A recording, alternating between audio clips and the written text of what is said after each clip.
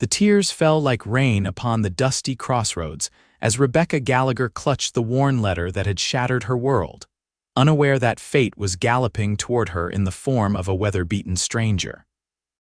The October wind of 1877 swept across the Montana territory, tugging at her black mourning dress as she sat on an old stump where the north-south trail intersected with the east-west passage. 3 weeks a widow, and the reality of her situation had finally broken through her numbness. The homestead would be foreclosed in less than a month, her husband's gambling debts far exceeding what she had imagined. Rebecca wiped her eyes with a handkerchief that had once been white but was now stained with the red dust of the trail. At 25, she had already experienced more heartache than some did in a lifetime. First losing her parents to influenza back in Illinois, then following Thomas West with dreams of building a life together, only to discover his promises were as substantial as morning fog. Now he was dead, thrown from his horse while returning from town, likely drunk if the whiskey bottle found nearby was any indication. The sound of approaching hoofbeats barely registered until they slowed. Rebecca hastily tried to compose herself, embarrassed to be caught in such a vulnerable state by a passing stranger. "Pardon me, madam, are you in need of assistance?" The voice was deep but gentle. Rebecca looked up to see a tall man atop a chestnut gelding. Dust covered his denim trousers and faded blue shirt. His face was partially shadowed by a wide-brimmed hat, but she could make out kind eyes and a strong jawline softened by several days' growth of beard. "I'm quite all right, thank you," she replied automatically, though everything about her from her tear-stained face to her slumped shoulders suggested otherwise. The stranger dismounted with the easy grace of a man who'd spent most of his life in the saddle. "If you don't mind my saying so, you don't look all right," he kept a respectful distance. "Cole Ashford, madam. I've been riding for the Triple R Ranch, but I'm between jobs at the moment." Rebecca hesitated. Her mother had always warned against speaking to strange men, but out here, miles from town, such advice seemed impractical. Besides, there was something trustworthy in his weathered face. "Rebecca Gallagher," she replied, instinctively smoothing her skirts. I was just resting a moment before continuing home." Cole nodded, though his eyes suggested he didn't quite believe her. "That's a fair distance to walk alone, Mrs. Gallagher. Your homestead is the one about 3 miles north, isn't it?" "You know of it?" Rebecca asked, surprised. "Passed by it a few times. Heard about your husband's accident, too." "My condolences, madam." Rebecca looked away, unwilling to let a stranger see fresh tears forming. "Thank you." Cole shifted his weight, clearly debating something internally. "Mrs. Gallagher, I don't mean to intrude, but daylight's fading. Would you permit me to escort you home? These trails can get treacherous after dark." Under normal circumstances, Rebecca might have politely refused. But the thought of the lonely walk back to an empty house, with only the bank's foreclosure notice waiting for her, was suddenly unbearable. "That would be kind of you, Mr. Ashford." Cole offered his hand to help her up, then led his horse alongside them as they began walking north. The silence between them was uncomfortable at first, but not threatening. "Have you been in Montana long?" Rebecca finally asked, seeking distraction from her troubles. "About 5 years now. Came up from Wyoming after the war. Needed open spaces and fresh air after too many years of gunpowder and blood." "You fought in the war," Cole nodded. "Union cavalry. Enlisted when I was 18, spent 4 years fighting, came west afterward like many did." Rebecca found herself studying his profile. He was older than she'd first thought, perhaps early 30s, with lines around his eyes that spoke of both laughter and hardship. "And what brings you to our corner of nowhere?" she asked. A brief smile crossed his face. "I go where the work is. Been drifting since the Triple R let some hands go last month. Heard the sawmill in Pine Ridge might be hiring." "Pine Ridge is another day's ride north," Rebecca noted. "I'm in no particular hurry." They walked in companionable silence for a while.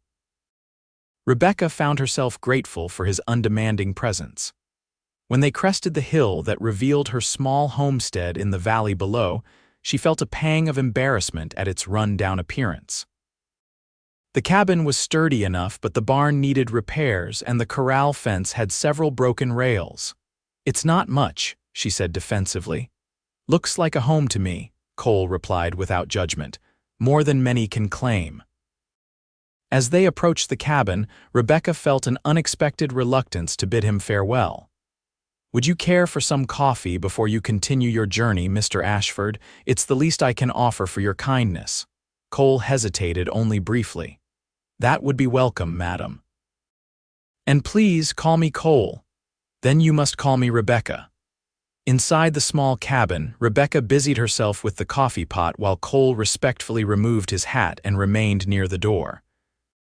The single room was neat but sparsely furnished, a table with 2 chairs, a cast-iron stove, a narrow bed in the corner screened by a faded curtain, and a trunk that likely contained all of Rebecca's worldly possessions. "Please sit," she said, gesturing to one of the chairs. As she prepared the coffee, Rebecca was acutely aware of how long it had been since she'd had a visitor. The silence of the cabin had been oppressive these past weeks. "How long have you been out here?" Cole asked, seeming to sense her thoughts. 2 years. "Thomas, my husband, he had big dreams about ranching. We came from Illinois with every penny we had." The bitterness in her voice was unmistakable. "Turns out dreams don't feed cattle or build barns." Cole nodded, understanding in his eyes. "The West has broken many dreams."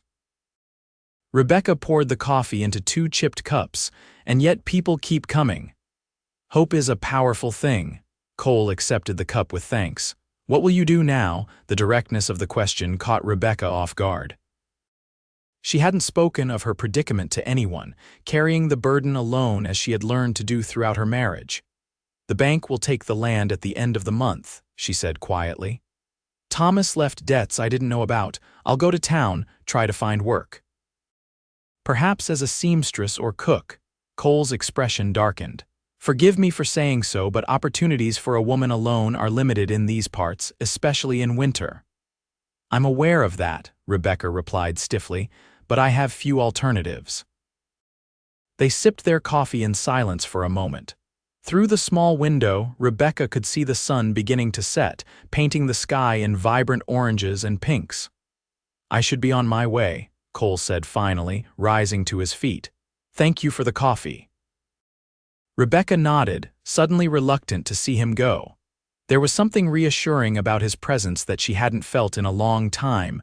Cole paused at the door, seeming to wrestle with something. "Mrs. Gallagher, Rebecca, I'm handy with tools.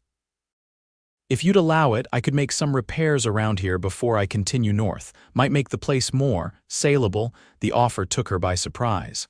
"I couldn't ask that of you. You didn't ask, I offered." His eyes met hers steadily. "Consider it payment for the coffee." Rebecca knew she should refuse. Propriety demanded it, but the thought of having anyone around for even a day or 2 was unexpectedly appealing. "There's a small lean-to behind the barn where you could sleep," she said finally, "if you're certain you don't mind the delay." Cole smiled, the expression transforming his serious face. "I told you I'm in no hurry." The next morning, Rebecca woke to the sound of hammering. For a disoriented moment, she thought Thomas had returned, then reality crashed back. Rising quickly and dressing, she stepped outside to find Cole already at work repairing the corral fence. "Good morning," he called, pausing his work. "Hope I didn't wake you too early." "Not at all," Rebecca replied, noting he must have been working for some time already. "Have you eaten?" "I had some jerky. Don't trouble yourself." But Rebecca was already heading back inside. "Nonsense. You can't work on jerky alone." She prepared a simple breakfast of cornmeal mush with the last of her molasses. As they ate at the small table, Rebecca found herself studying Cole more carefully in the morning light.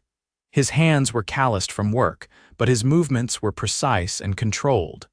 There was an air of capability about him that Thomas had never possessed.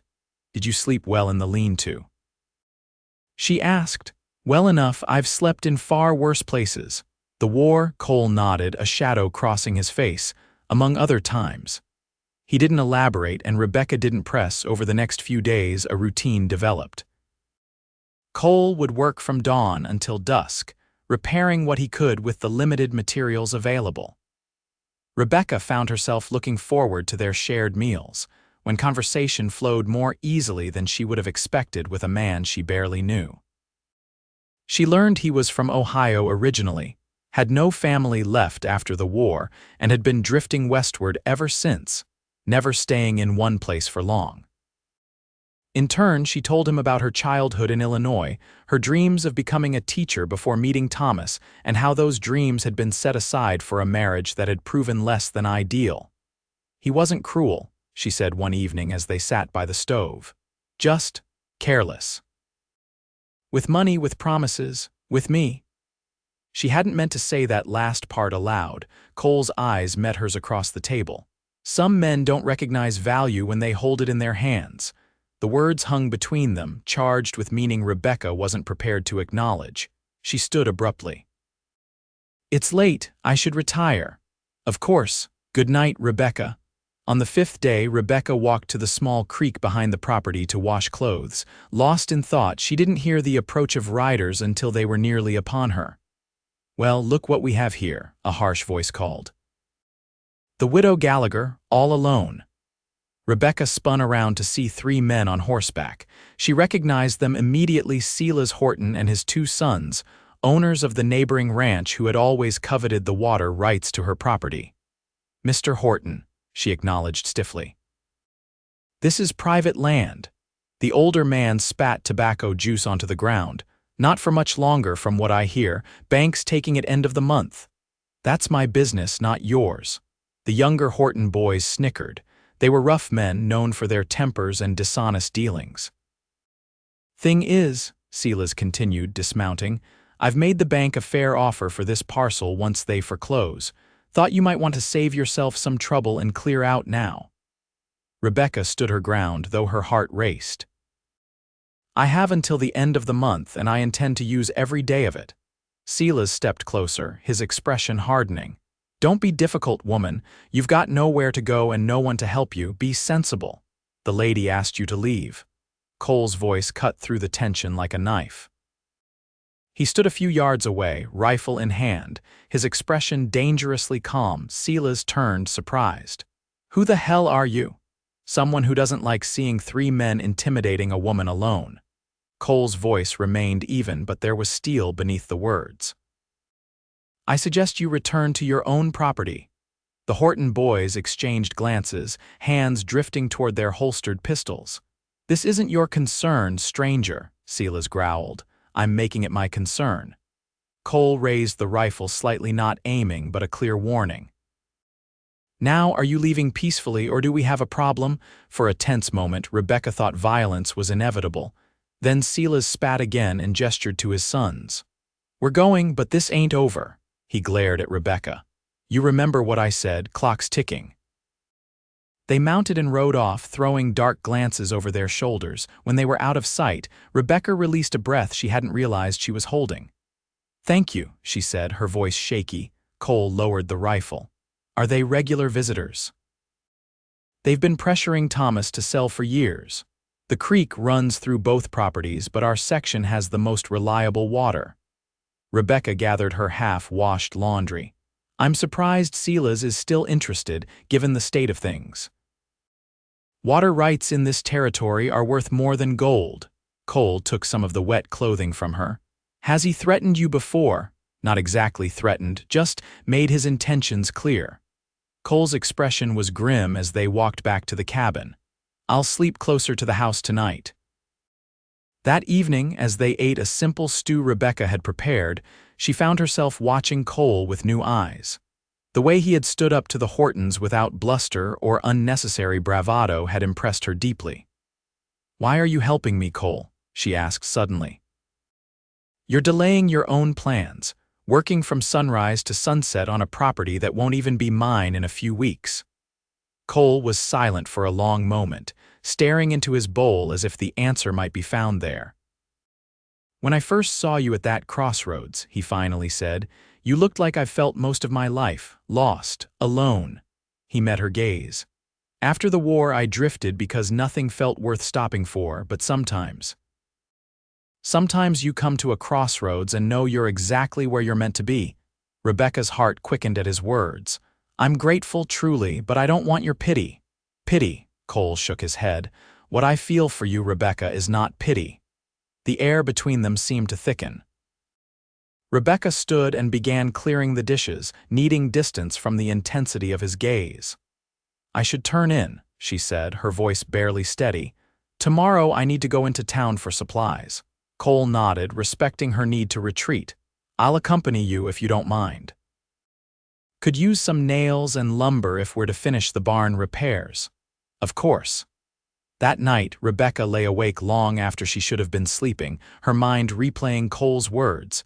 What did he feel for her, if not pity? And more disturbingly, what was this warmth that spread through her whenever their eyes met?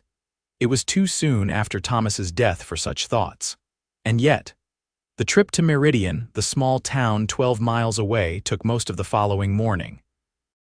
Cole rode his gelding while Rebecca sat atop her old mare, the only livestock Thomas hadn't sold or lost to debt. They talked easily as they traveled, and Rebecca found herself laughing for the first time in months at Cole's dry observations about life on the trail. Meridian was little more than a wide spot in the road, a general store, saloon, small bank, livery stable, and a handful of other businesses strung along a single dusty street. Still, it represented civilization in this remote corner of the territory. I need to speak with Mr. Fleming at the bank, Rebecca said as they tied their horses outside the general store. Would you mind starting on the supplies? Cole nodded, but his expression was concerned. Want me to come with you? No, thank you. This is something I need to do alone. The bank was a square brick building, conspicuously solid among the predominantly wooden structures of Meridian. Inside, Rebecca squared her shoulders before approaching the teller and asking for Mr. Fleming. The bank manager was a thin man with spectacles perched on a prominent nose. He received Rebecca in his small office, his expression unsympathetic. Mrs. Gallagher, I'm afraid the bank's position hasn't changed. Your husband borrowed against the property multiple times. The total amount due is $342.17, payable by October 30th, or we must proceed with foreclosure. It was an impossible sum. Rebecca had less than $10 to her name. Is there no way to arrange a payment plan? The land is good. Given time, I could, Mrs. Gallagher, Fleming interrupted. A woman alone cannot work that land profitably. We both know that. Mr. Horton has made a fair offer for the property once it returns to the bank.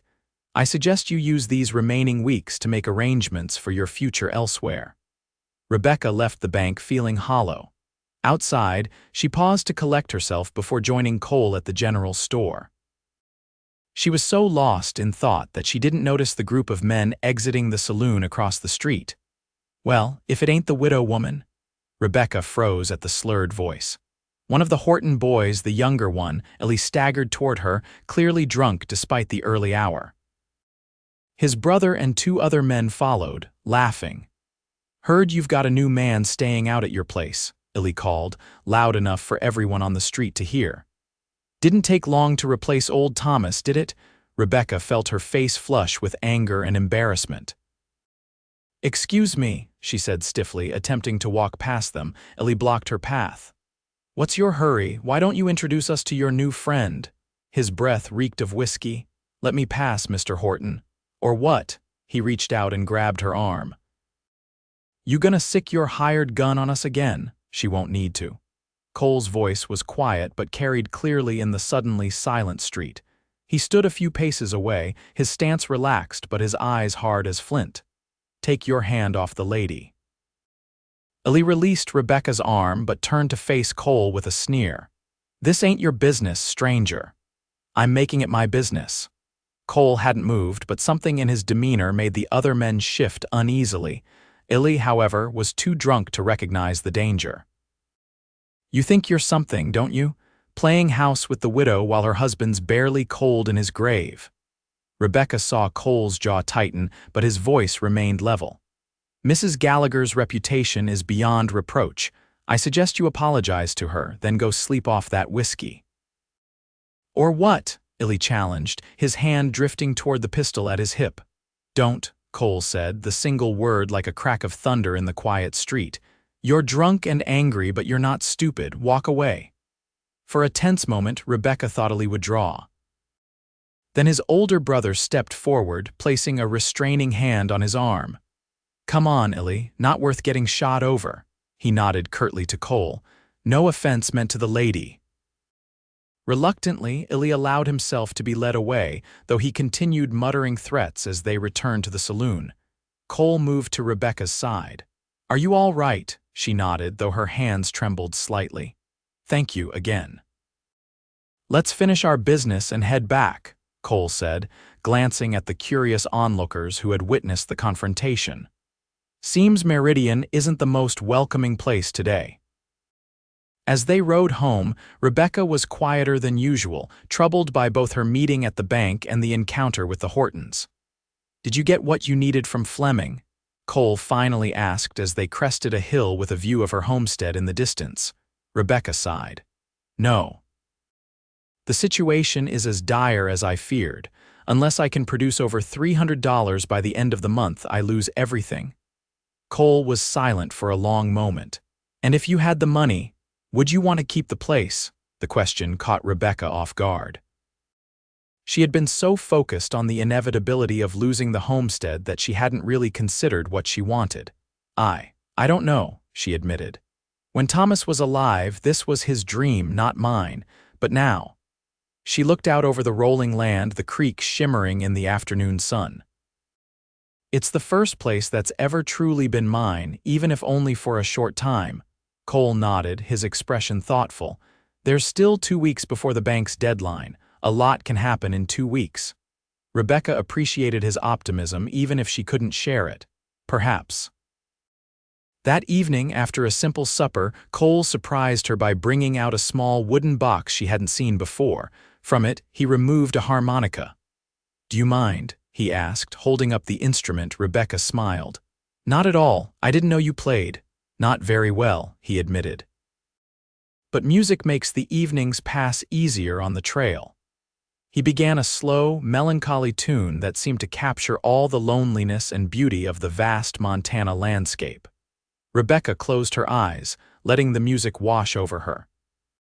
When she opened them again, she found Cole watching her, his gaze intense. "That was beautiful," she said softly. "My father taught me. He played every evening after supper." A rare smile crossed Cole's face. "My mother said he won her heart with that harmonica before he ever spoke a word to her." "Is that so?" Rebecca felt a warmth spreading through her that had nothing to do with the fire in the stove. "And did you inherit his talent for winning hearts?" The words slipped out before she could consider their implications. Cole's eyes darkened. "I never stayed in one place long enough to find out. Until now." The question hung between them, charged with meaning. Cole set the harmonica aside and leaned forward, his elbows on his knees. "Rebecca, I've been thinking, what if you didn't have to leave this place?" She blinked, confused by the sudden change in subject. "Unless you have $300 hidden in that harmonica case, I don't see how that's possible." "I've been saving for years, moving around, not spending much. I have almost $400. Rebecca stared at him, shocked. "Cole, no, I couldn't possibly. Let me finish," he interrupted gently. "I'm not offering charity, I'm proposing a partnership." "A partnership," Rebecca repeated, trying to understand. Cole took a deep breath. "This land has potential, water, good grazing, timber. But it's too much for one person to manage, a lone man or woman. Together, though." He met her eyes steadily. "I could pay off the bank, we could work the land as partners, equal shares." Rebecca's mind raced. "Why would you do this? You don't even know me." "I know enough," Cole said simply. "I know you're strong, determined, proud. I know you deserve better than what life's handed you so far." He paused. "And I know that for the first time in years I've found a place I don't want to leave." The implication was clear, and Rebecca felt her heart beating wildly in her chest. "Cole, You don't need to answer now," he said quickly. "Think about it, But know that my offer stands regardless of your answer." He stood. "I should let you rest." After he left, Rebecca sat for a long time by the dying fire, his proposal turning in her mind. It was practical, sensible even. But there was more to it than simple practicality, and they both knew it. Over the next few days, Cole continued his repairs around the property, giving Rebecca space to consider his offer. They spoke of everyday matters at meals, but the unresolved question hung between them. On the third day, Rebecca made a decision. She found Cole mending a section of the barn roof, his shirt damp with sweat despite the cool autumn air. "Cole," she called up to him. "Could you come down for a moment?" He descended the ladder with easy grace, wiping his hands on his trousers. "Everything all right?" "Yes, I've been thinking about your proposal." Rebecca met his gaze directly. "I have some conditions." Cole's expression revealed nothing. "I'm listening." "First, it would be a true partnership. My name would remain on the deed alongside yours." Cole nodded. "Of course." "Second, if either of us decides to leave, we buy the other out at a fair price." "Agreed." Rebecca took a deep breath. "And third, I need to know why, not the practical reasons." "The real reason you're willing to invest your life savings in a run-down homestead and a partnership with a woman you've known for less than 2 weeks." Cole was quiet for a long moment, his eyes never leaving hers. "Because when I saw you at that crossroads, something inside me recognized something in you. I can't explain it better than that." He stepped closer. "I've spent years wandering, Rebecca, following trails that led nowhere, but the moment I saw you, I knew I'd found the path I was meant to take." Rebecca felt tears welling in her eyes. "That's quite a declaration, Mr. Ashford." "It's the truth, Mrs. Gallagher." His voice was rough with emotion. "I'm not asking for anything beyond a partnership now, but I want you to know that I believe we could build something here, something good." Together, Rebecca wiped away a tear that had escaped down her cheek. "Then I accept your proposal, Cole, all of it." The smile that broke across his face was like sunrise after a long night. "I was hoping you'd say that." The next day, they rode into Meridian together. At the bank, Mr. Fleming could barely conceal his surprise when Cole counted out the full amount owed, plus interest. The paperwork was drawn up adding Cole Ashford as co-owner of the property, with Rebecca retaining her share. "Congratulations on your arrangement," Fleming said, clearly puzzled by this unexpected development. Outside the bank, Rebecca felt lighter than she had in years. "I can hardly believe it," she said as they walked toward their horses. "A month ago I thought I had lost everything." Cole smiled down at her.